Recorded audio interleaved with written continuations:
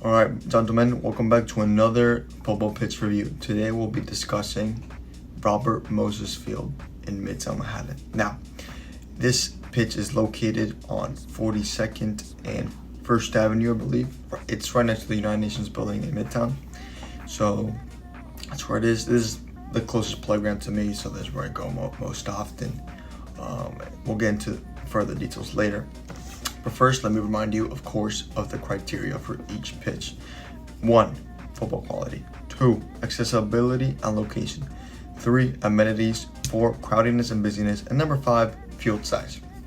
Now, before we move on to the actual review, I need to give you guys some insight of how this video is going to work today, because unfortunately, I only had one day to go to the pitch, and that was on Thursday. And for whatever reason, the pitch was closed. So I got some footage, but not great footage. I got no footage of me playing, only some visuals I could get from the outside, but it's not going to really matter. I'm still going to be able to give you a thorough review. Like I said, this is a pitch that I go to very often. It's the closest pitch to me, so I go there all the time. I'm very used to it, know exactly how it is, so it's not going to be an issue in terms of the review. But anyways, without further ado, let's get into the review.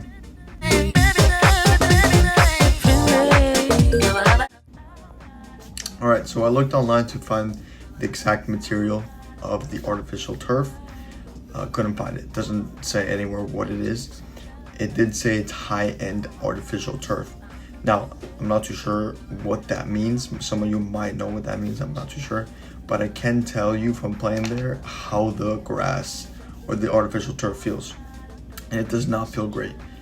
In terms of passing the ball and just moving around, it feels fine, but when you try to do skill moves or do sudden stops, you slip. I've slipped several times, even with wearing cleats meant for artificial grass. So in terms of traction, you don't have much traction, but that may be a good thing if you just want to slide around. You know, it lets the ball slide quicker, it zips around, especially after a rainy day with a little bit of wetness on the grass, it zips. So in terms of that, it's decent. But if you're someone who likes to zoom past people and then suddenly stop, you might slip. I've done that several times because I tend to use my pace, but you can't really do it here. You just fall. So in terms of that, not great for field quality. So I think I'm gonna give it I think I gave St. Barnabas Field a 4. It's probably on par with that. I think it's slightly better. The grass is not as flat as St. Barnabas Field, so I think I'm going to give it a 5.5 for field quality. Let's work it out. Let's work it out. Let's work it out.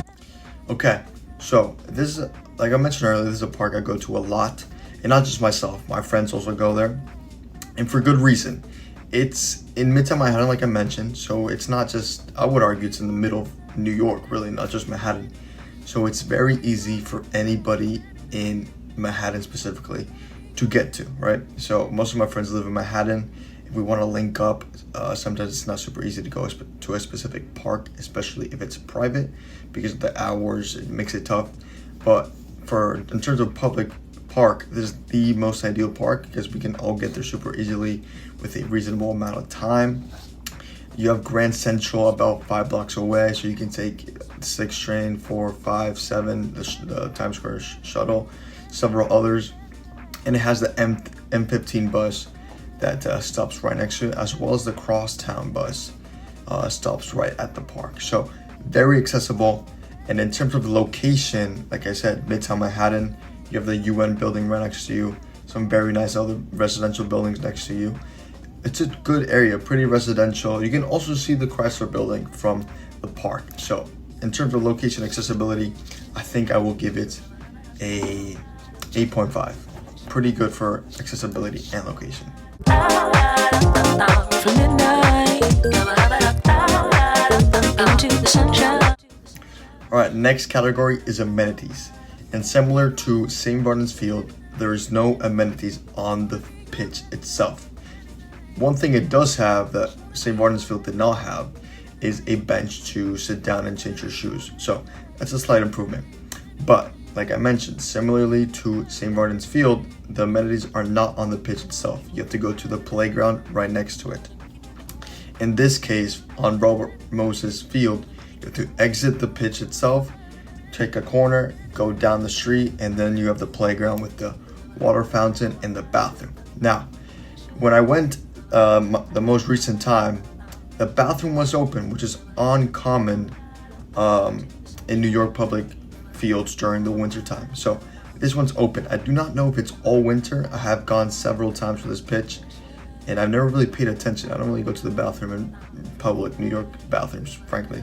They're quite disgusting. But anyways, it was open this time. I do not know if that means it will be open all winter, but it was open this time. However, the water fountain was not on. That's no surprise. That's common for New York City public fields, so you can't really discredit it for that or take away points for that because it's common.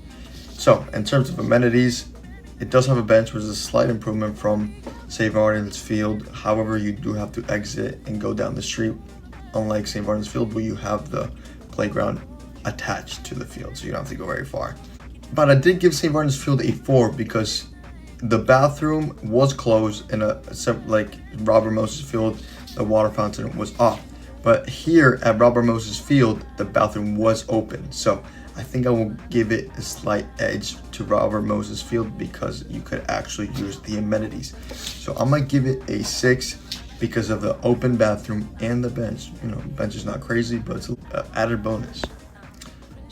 I forgot to mention in the last clip the soccer goals. Now, this field does have soccer goals, and it has 2 types. It has small little like hockey nets to play like more 3v3, less competitive, more casual type of games, and then it has slightly bigger nets. I want to say maybe like 8 feet tall type of nets where they play. I've seen the Sunday League games being played on those, but those usually are locked up. Now, I have gone there many times where they have been unlocked, and of course, I do not know why. So you might just get lucky and you'll have the big goals, but if you do not, the little goals are always available. Every time I go, they are always unlocked. So if you want to play a little casually with your boys, the hockey nets are always there to play a little like 3v3, 4v4 maybe. And if you get lucky, you'll have like the 8-foot type of nets to just have slightly more competitive games. So just wanted to add to that. Let's work it out. Let's work it out. Let's work it out. Okay, crowdiness and busyness. This is like my 4th time trying to record this section of the video. It's just kind of complicated, and I feel like I'm missing some things each time. So I'm gonna try to be as thorough and as simple as I possibly can with this section of the video. So, crowdiness. It's a little bit tricky because on the weekdays, especially in the mornings, there's nobody there. You're gonna have the park to yourself. The times I've gone on the mornings and the weekdays, I've had the park to myself. I just, messed around with myself, practicing new skills, shooting around. So it's been fun for that. However, it gets a little bit tricky in the afternoon after people finish work and kids finish school. You might find a couple people there in the afternoon during the weekdays. Now, on the weekends, it's even trickier. And let me explain. I've had times where I've gone to the park and I've had to turn around and go home due to the fact that they have league games being played there on the weekends. Now, I've tried looking for the schedule. I can't find it. So if any of you can maybe look for it, maybe put it in the comment section below to let me know. But I can't find it.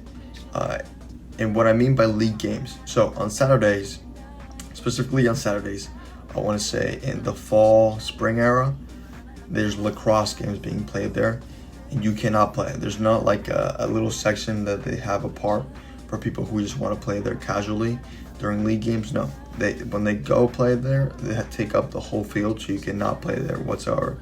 And on Sundays, I've encountered soccer Sunday league games where they also shut down the whole field and you cannot play. Like I said, I can't find the schedule for these games. If someone can find it for me, please let me know below in the comment where I can go look. But those are the only 2 downsides. If you go on the weekdays, I'm sure you're gonna have plenty of space. It's gonna be super fun. You know, you might honestly have the pitch to yourself. On the weekends, it might be trickier. Maybe if you go early in the morning, you might have it to yourself, or late in the afternoon. But they do not have floodlights for the late at night session, so that's not gonna be ideal for you. But anyways, rating for crowdiness and busyness. Now, almost every time I go, it's just me and my boys playing around. So I don't want to give it a low rating just because of the league games. Like I said, I think it's a seasonal thing. It's not all year round. I mostly go in the winter time to this field, and I've had great times. Not many people there.